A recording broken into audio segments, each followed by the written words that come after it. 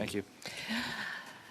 So before we introduce our second group of witnesses, for people who are viewing, I would like to provide a trigger warning. We will be discussing experiences related to suicide and grief, and this may be triggering to viewers with similar experiences. For all witnesses and for a member of parliament, it is important to recognize that these are difficult discussions. Also, for our witness, if you do not feel comfortable at any point, please let us know. We can pause our committee for you. I would like to make a few comments in introducing our next witnesses. As individuals, Mr. Kenneth Bennett, warrant officer, retired, welcome. Mr. Brendan Hines, thank you very much, sir, for being here. Thank you for your service. And from the United Federation of Canadian Veterans, Mrs. Diane Hill-Rose, peer support advocate. So we will be starting with each of you for 5 minutes. And at the end of the 15 minutes, then we'll open the floor for a member of parliament. And as it was unanimously approved, we will be extending our committee by 15 minutes. I hope you are available. I just want to make sure, because member of parliament can be available, but you are, our witnesses today. So I wanted to make sure you are available to extend by 15 minutes. Thank you very much for that. So Mr. Bennett, for 5 minutes, let's start with you, please. Okay, so do you want me to do like an introduction of myself? So I spent almost 28 years in the service. I started off in the Army. I did most of my career in the Air Force, but I spent a little bit of time, 30 months attached to ships, taking care of Sea-King helicopters. So I saw a glimpse into all three elements of the Canadian Armed Forces.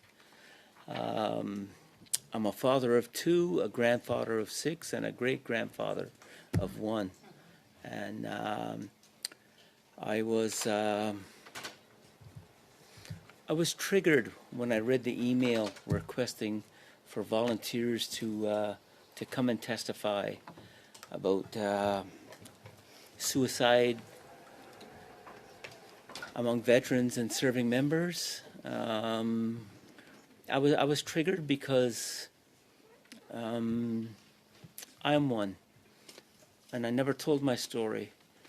Now, not to my psychiatrist after I was diagnosed with PTSD, not to my family. My wife is my support person. She stayed over in the hall. She doesn't want to hear me speak about this. Yeah, several people that worked with me and under me during my career. Far too many have committed suicide or attempted. People that I played sports a lot in my early career, and guys that were fantastic athletes and had families that had seen or experienced too much, had committed suicide. I didn't understand it, and I still don't, even though it was me. I didn't make an attempt, but I knew how I was going to do it. I had considered it, and I'm so grateful for my indigenous ways that helped heal me, to my support in my community. And I can't say family, although they knew all about my PTSD. They didn't know about the suicide. And I've watched as the people I worked with and that I knew throughout my career have become addicted to different drugs as a solution, which I believe maybe if it took a soldier off fentanyl and put them on marijuana. But a lot of those soldiers were never marijuana users, and now they're addicted, or they have to do it all day long. And so it didn't fix the problem, it dumbed it down, maybe. That's only how I feel personally. It's hard you know.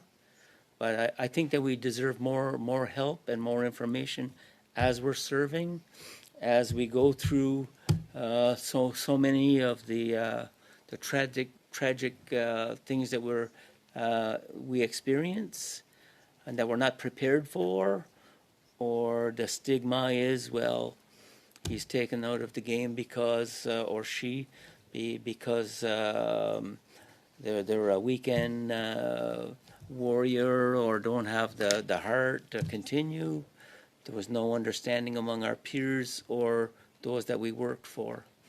I feel that there's a certain prejudice to it all, and I believe that only through conversation can we come to a better solution, so that we may not stop it, but we can slow it down.